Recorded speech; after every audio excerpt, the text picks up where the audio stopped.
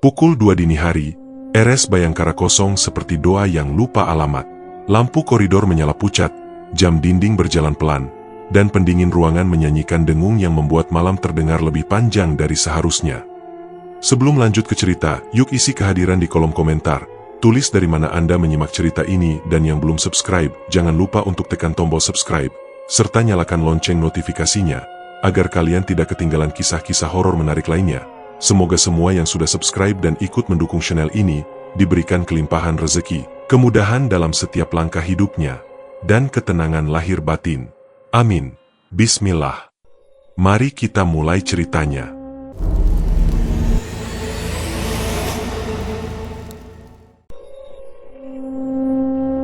Polisi tersentak, tetangga menutup mulut, dan waktu, untuk beberapa detik, tak lagi memiliki jam.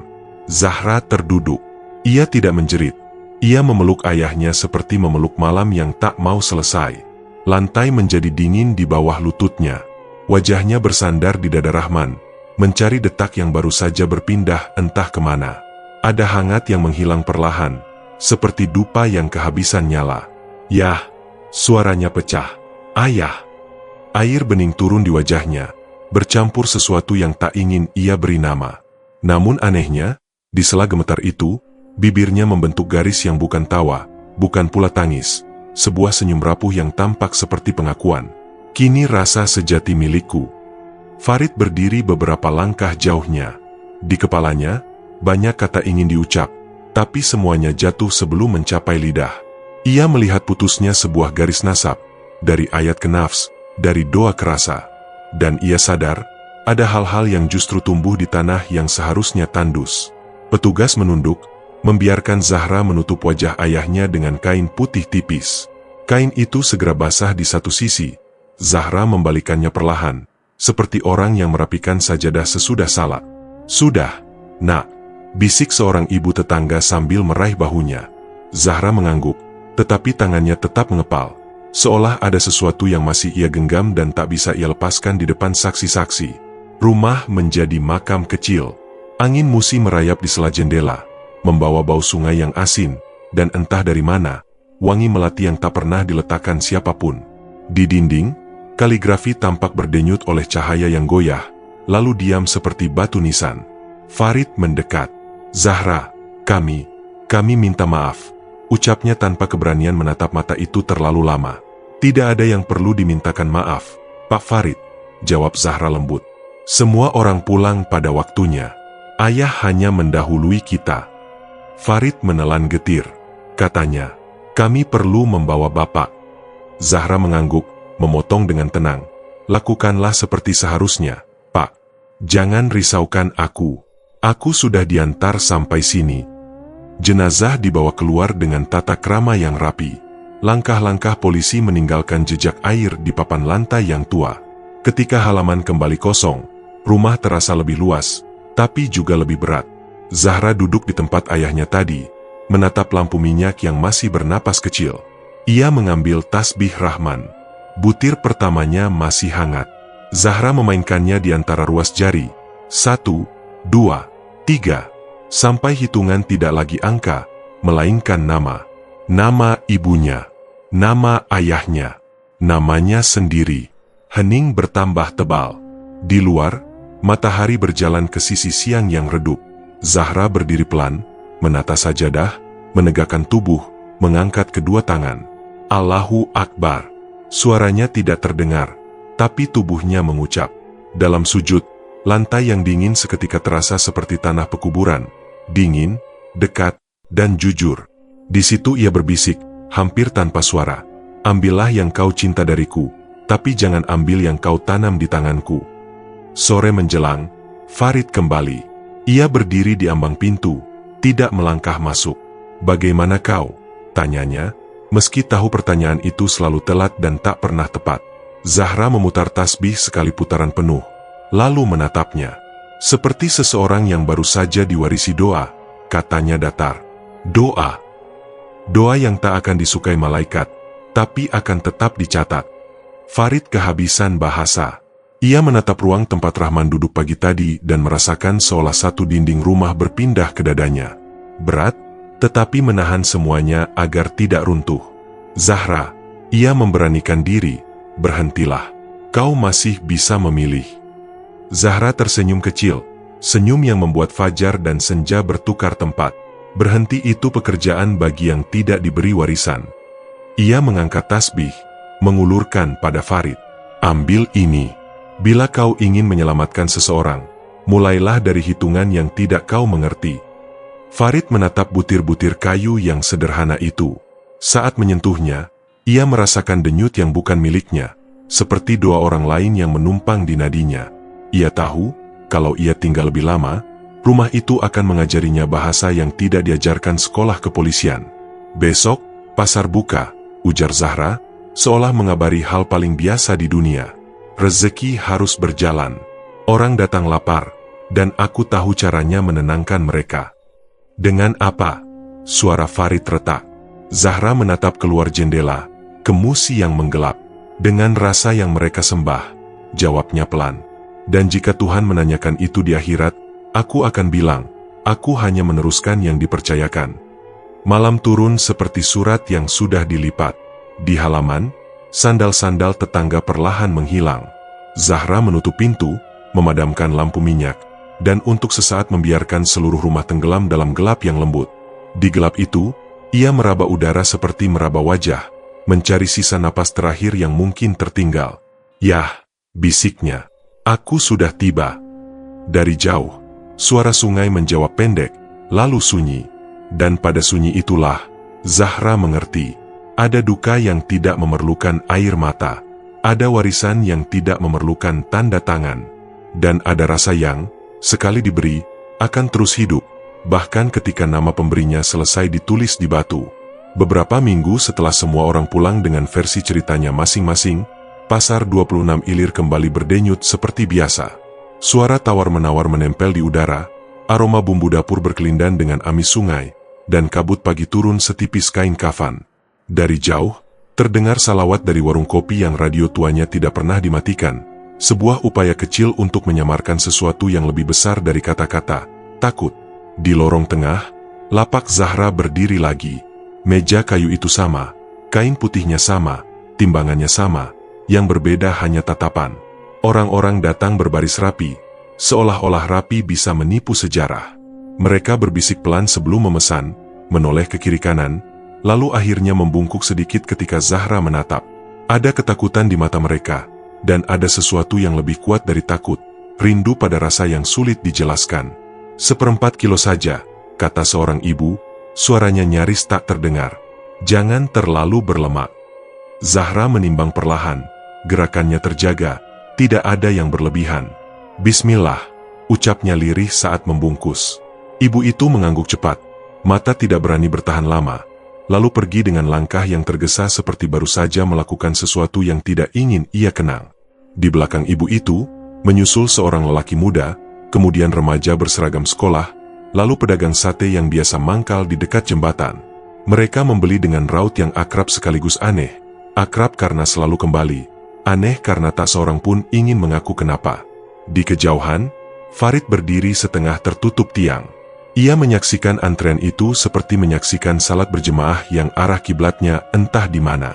Setiap bungkusan yang berpindah tangan, setiap uang yang dilipat dan dimasukkan ke kotak kecil di sisi lapak, terasa seperti tanda tangan pada perjanjian yang tidak pernah dibaca di kepalanya.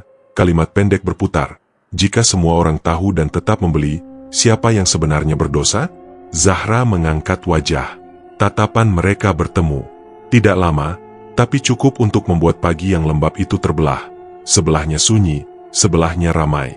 Zahra tidak tersenyum, Farid juga tidak. Namun di ruang hening di antara mereka, ada kata-kata yang tidak terucap.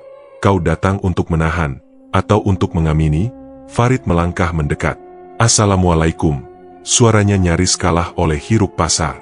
Waalaikumsalam, jawab Zahra tenang, seperti menyambut hujan yang memang ditunggu. Antrean menepi pelan, mempersilakan, tetapi dari sela bahu dan kerudung, Farid bisa merasa punggungnya ditatap, bukan sebagai polisi, melainkan sebagai saksi yang mungkin ikut. Pasar tetap ramai, katanya datar. Orang tetap lapar, jawab Zahra. Kau seharusnya ditahan. Zahra menyambung kalimat yang belum selesai. Kadang, menahan hanya memindahkan tempat lapar, Pak Farid. Farid terdiam. Ia merasa semua kalimat kehilangan tepi. Setiap alasan hukum terdengar kaku di tengah pasar yang sudah memaafkan dirinya sendiri. Memaafkan bukan karena mengerti, tetapi karena membutuhkan. Seorang bapak setengah baya mendekat. Bu Zahra, seperti biasa, untuk sop, katanya menunduk. Insya Allah, balas Zahra lembut. Bungkus berpindah, uang berpindah, dan dunia pun, perlahan, terus. Hari bergeser. Sinar matahari memantul di genangan kecil yang ditinggalkan roda gerobak. Pasar menguap lelah. Sisa suara menjadi dengung yang menempel di telinga. Zahra menutup kain putihnya, merapikan meja, dan menaruh sesuatu yang tidak terlihat di ujung lapak. Doa yang tidak siap didengar siapapun. Farid mengawasi dari jauh. Seharusnya ia pulang menulis laporan. Seharusnya ia menutup lapak itu dengan garis kuning dan memberi garis tegas antara kenyataan serta sesuatu yang disembunyikan kenyataan. Tapi, seharusnya, hanya bertahan sebatas pikiran. Di kaki, seharusnya, tidak punya kekuatan. Ia berjalan menyusuri lorong pasar, menyentuh bekas tangan orang-orang yang lewat. Pada setiap papan kayu, setiap timbangan, setiap pisau tumpul, ia merasa ada rasa yang menempel, bukan rasa daging, melainkan rasa lega. Sebagian orang perlu percaya mereka sedang diberi makan, sebagian lain perlu percaya mereka memberi makan. Di tengah keyakinan yang berbeda itu, lapak Zahra menjadi jembatan. Sore, Farid berhenti di tepi sungai. Musi mengalir tanpa tanda penyesalan, mengangkut bayang-bayang pasar ke bawah jembatan. Ia menatap air sampai cairan bening di matanya ikut menggenang. Bukan air mata yang dramatis, melainkan yang sudah lama mengendap. Di pantulan air, ia melihat dirinya, seragam, wajah lelah, dan sesuatu di balik sorot mata yang bukan milik seorang penegak hukum. Sesuatu yang nyaris mengiyakan. Malam turun. Kota menyalakan lampunya. Farid tertidur di kursi kayu kantor. Tidur yang tidak dalam, tidak sehat, dan tidak memutuskan apa-apa. Dalam tidurnya, pasar kembali muncul, nyaris nyata, nyaris suci. Zahra duduk di balik lapak. Kain putihnya bersih. Lampu di atas kepala berpendar halus. Kau lapar, Pak Farid. Suaranya lembut, tanpa goda, tanpa paksaan, lebih mirip ajakan pulang. Farid mengangguk dalam mimpi, atau mungkin hanya mengangguk di dalam dada. Ia mendekat. Di meja, tidak ada apa-apa. Hanya timbangan dan udara yang dingin.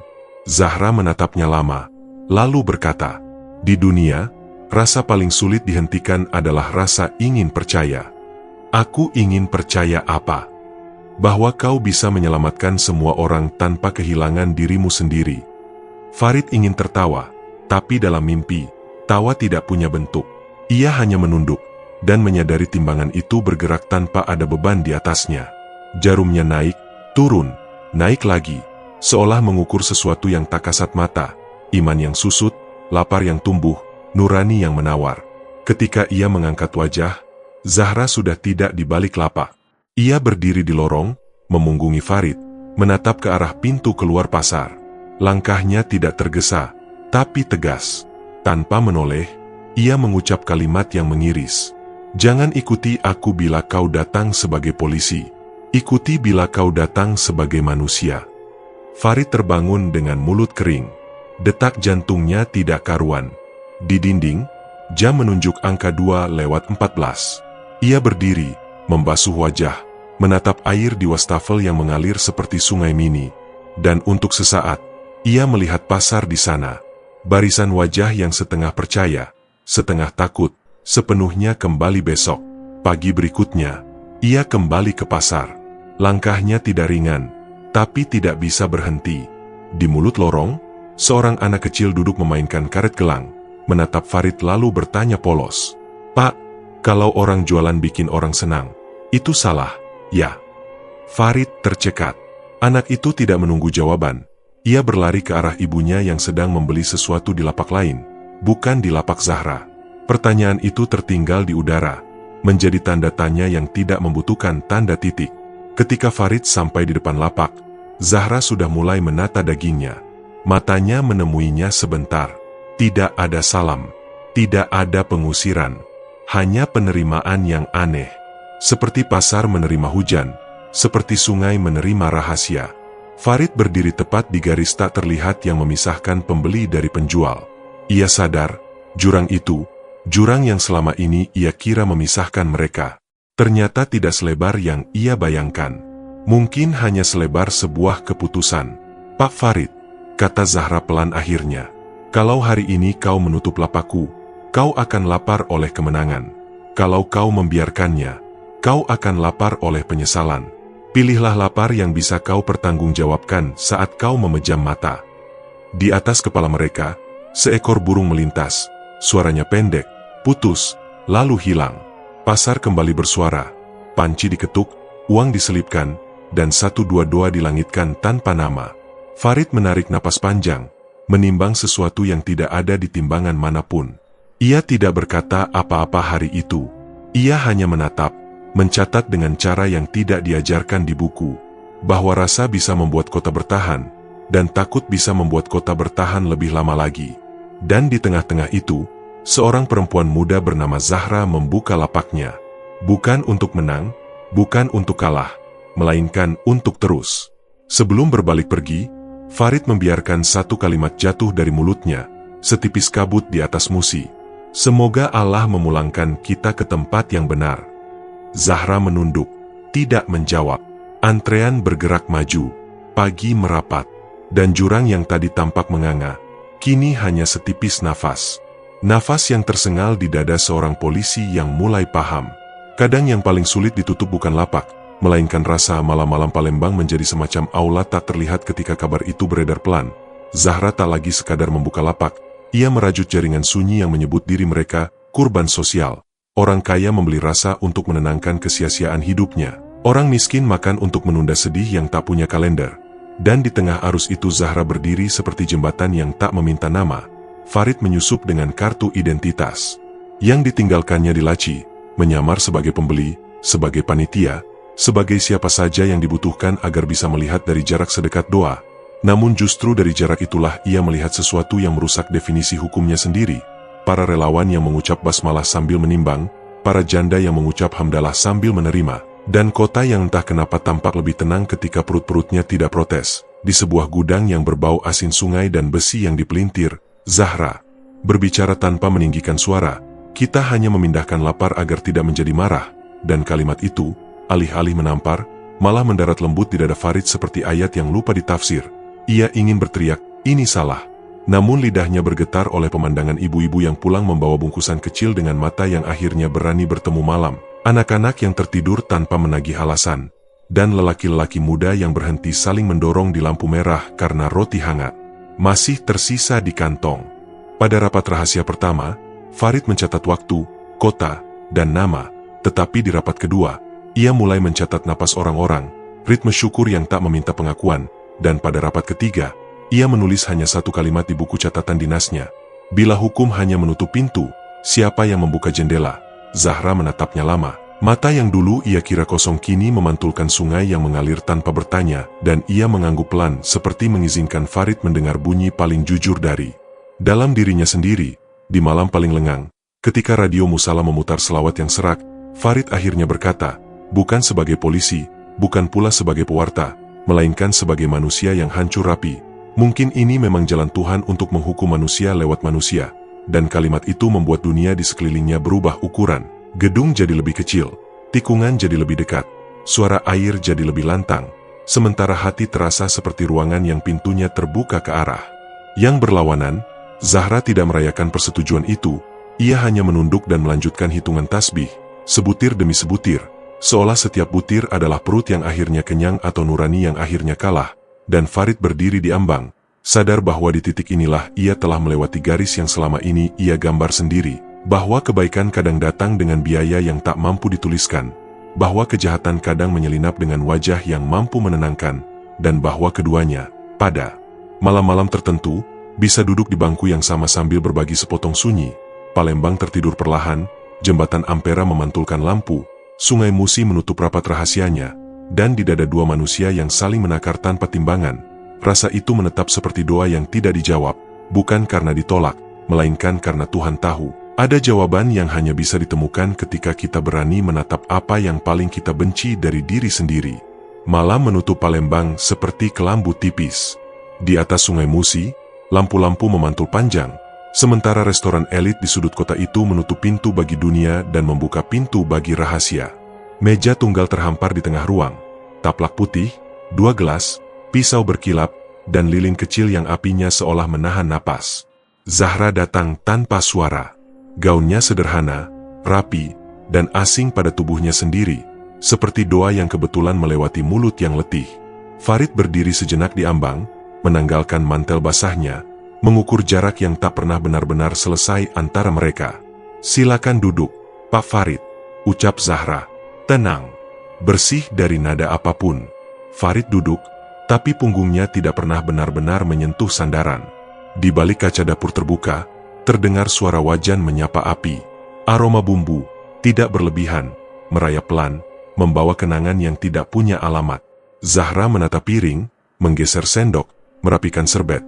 Hal-hal kecil yang biasanya tak berarti, malam ini berubah menjadi bahasa. Hidangan datang tanpa dentang, diletakkan di tengah seperti pernyataan. Farid menatap warna yang tidak ia kenali, uap yang masih tipis, kepulan hangat yang menyelimuti udara. "Ini," suaranya pecah lalu kembali. "Apa?" Zahra memandangnya, bukan dengan kemenangan, bukan pula dengan permohonan. Hanya semacam kelelahan yang telah menemukan kalimat. "Ini daging dari seseorang yang pernah mencintaimu," katanya pelan, seakan mengembalikan sesuatu yang lama dipinjam dunia. Farid mengangkat wajah. "Kau gila." Zahra tersenyum, senyum kecil yang tak sampai ke mata. "Gila? Tidak, Pak. Aku hanya lapar." Kata lapar jatuh seperti batu ke dalam sumur yang dalam. Di kepala Farid, gema kata itu bertemu suara-suara yang dulu ia sebut doa. Tiba-tiba semua motif, semua laporan, semua garis lurus yang ia jaga siang malam menjadi benang-benang halus yang mudah putus oleh satu tarikan dari arah yang tak ia duga. Rasa. Ia berdiri. Kursi bergeser pelan, seperti menggesek hari terakhir dari kalender. Tangannya bergerak ke arah pinggang dengan mekanik yang dipelajari bertahun-tahun, gerak yang tak lagi membutuhkan perintah. Zahra tidak mundur. Ia hanya menatap, dan dalam tatapan itu ada pengakuan yang keras kepala, bahwa manusia seringkali menyebut keputusasaan sebagai takdir. "Berhentilah, Zahra." Suara Farid menurun, bukan ancaman, bukan permintaan, lebih mirip seseorang yang mengajak orang lain pulang. "Tolong, berhenti." Zahra menggeleng pelan, dan untuk pertama kalinya malam itu, suaranya gemetar seperti api lilin yang hampir padam. "Kalau aku berhenti, semua orang akan kembali pada lapar yang melahirkan marah. Aku sudah melihatnya, Pak Farid, di rumahku, di pasar, di dada ayah." Sunyi menjadi dinding yang tak terlihat. Jam dinding di belakang bar berhenti berbunyi, atau mungkin bunyinya tertelan oleh jeda yang terlalu padat. Tembakan meletus singkat, pendek, tegas, seperti titik pada kalimat yang terlalu panjang. Zahra terhuyung, langkahnya mundur setapak, lalu duduk di kursinya sendiri dengan napas yang kehilangan ritme. Warna merah tumbuh di gaun yang semula tenang, menyebar bagai bunga yang dipaksa mekar. Farid tetap berdiri, tangan yang memegang senjata bergetar, bukan karena beratnya logam, melainkan karena beban kalimat yang ia tembakkan pada dirinya sendiri. Zahra memandang ke langit-langit, lalu ke Farid. Ada cahaya kecil di matanya, bukan cahaya kemenangan, melainkan kelegaan yang sedih. "Lihat," bisiknya. "Akhirnya ada yang kenyang malam ini." Farid meletakkan senjata di meja, jauh dari piring, jauh dari lilin. Ia berlutut di samping Zahra, seperti orang yang akhirnya mengakui bahwa lutut diciptakan bukan hanya untuk berlari dan berdiri, tetapi juga untuk kalah.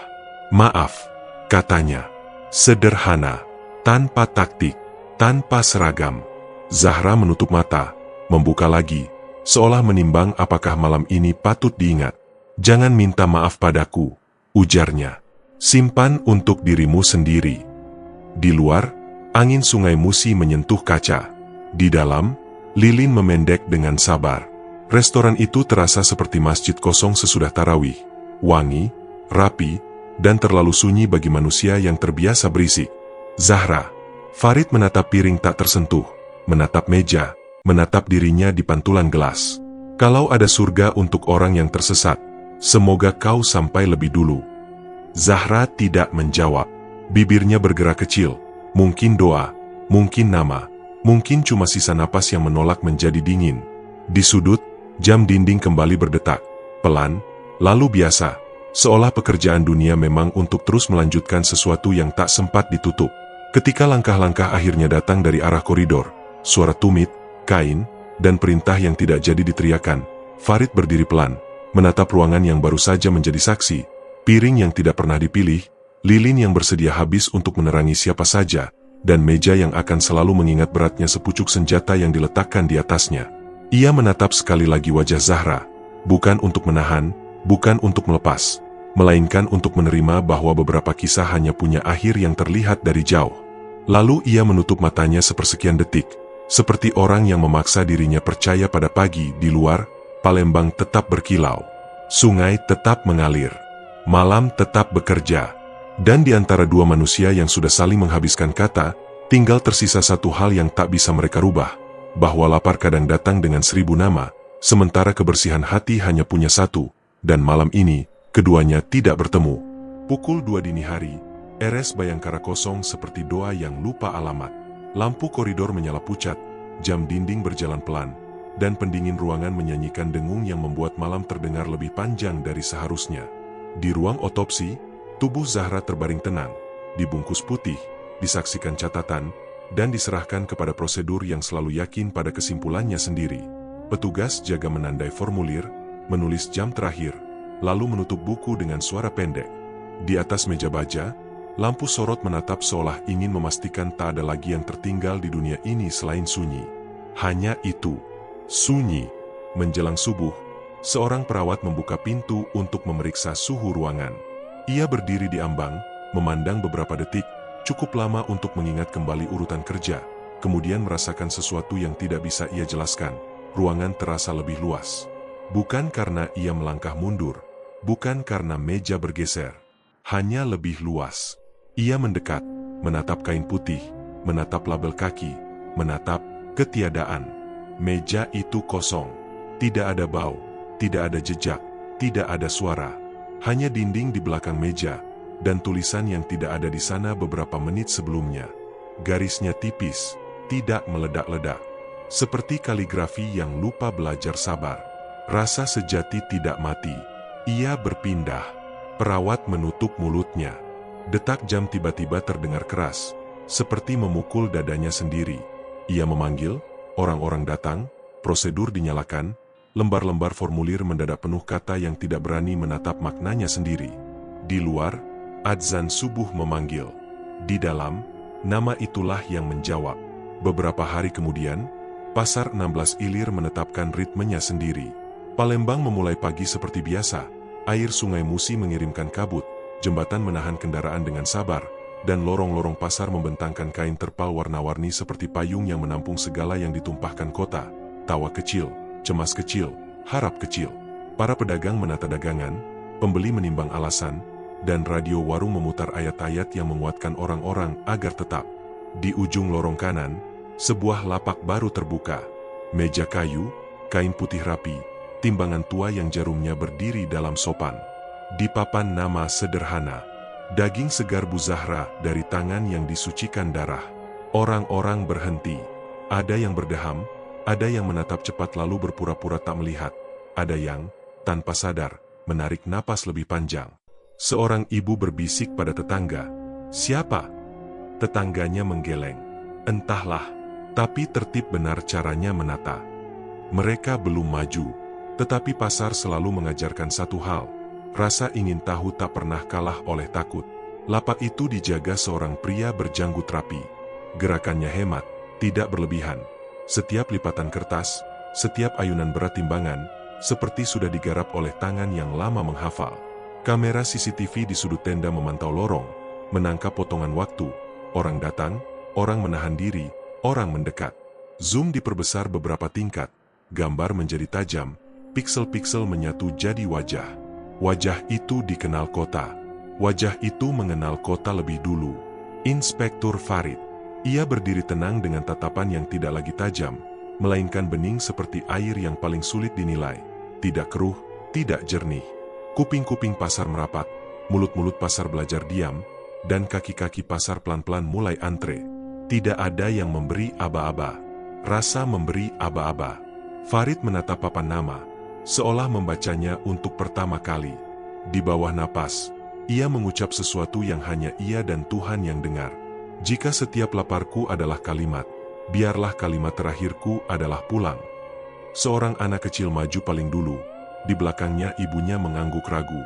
1/4 kilo, Pak, ucap si ibu, suaranya gemetar oleh bekas cerita yang belum juga hancur meski sudah dikunyah waktu. Farid menimbang pelan, membungkus rapi, mengembalikan kembalian sampai jumlah terakhirnya tepat. Tidak ada senyum, tidak ada dingin, hanya ketelitian. Ibu itu berterima kasih tanpa berani menatap lama. Anaknya mencuri pandang ketimbangan, penasaran kenapa jarumnya bergerak seperti berdoa. Antrian bertambah. Kota, seperti biasa, memilih cara paling taktis untuk bertahan hidup. Terus, di seberang lorong, seorang lelaki tua, mantan penjaga malam, bersandar pada tiang. Ia memejamkan mata sebentar, lalu membuka lagi. Begitulah, gumamnya pada siapapun yang kebetulan sedang mendengar. Di pasar, yang mati hanya cerita. Rasa belajar berjalan sendiri. Di kantor kecilnya, operator CCTV menyandarkan punggung. Ia memutar ulang rekaman, berhenti di wajah Farid, memperbesar, memperkecil, memperbesar lagi, seakan-akan ukuran bisa mengubah kebenaran. Lalu ia menutup layar, menyandarkan kepala pada kursi plastik, dan untuk alasan yang tak bisa ia jelaskan, ia tenang. Bukan setuju, bukan paham, tenang. Sore itu, langit Palembang menyalakan warna keemasan. Cahaya memercik di genangan becek, memantulkan buram wajah-wajah yang membawa pulang bungkusan kecil. Seekor burung melintas rendah, suaranya pendek, seperti stempel pada surat yang tak pernah dikirim. Farid mengangkat wajah, memandang sebentar langit, lalu kembali menurunkan pandang ketimbangan. Jarum bergerak, berhenti tepat pada angka yang disepakati dunia. Di kepalanya, suara yang pernah ia lawan kembali berbisik, suara yang ia kenal dari ruang yang tak punya peta. Zahra, rasa sejati tidak mati. Ia berpindah. Farid tidak menjawab. Ia hanya merapikan kain putih di meja, meluruskan papan nama yang miring setipis kemungkinan, lalu mengakhiri hari dengan kalimat yang membuat udara di sekitarnya tak lagi memilih berdiri atau duduk. Ya Allah, bila ini salah, jangan biarkan ia terasa benar. Bila ini benar, jangan biarkan aku menikmatinya. Malam merapat seperti surat terakhir. Pasar mematikan lampu satu persatu, menyisakan garis-garis tipis cahaya yang menuntun pulang. Sungai Musi di kejauhan menggelap, menyimpan lagi apa yang tadi siang dilupakan orang banyak. Dan di meja kayu lapak yang baru, di antara sisa embun dan bekas telapak, rasa duduk tanpa suara, menunggu esok, menunggu siapapun yang berani menamai dirinya sendiri.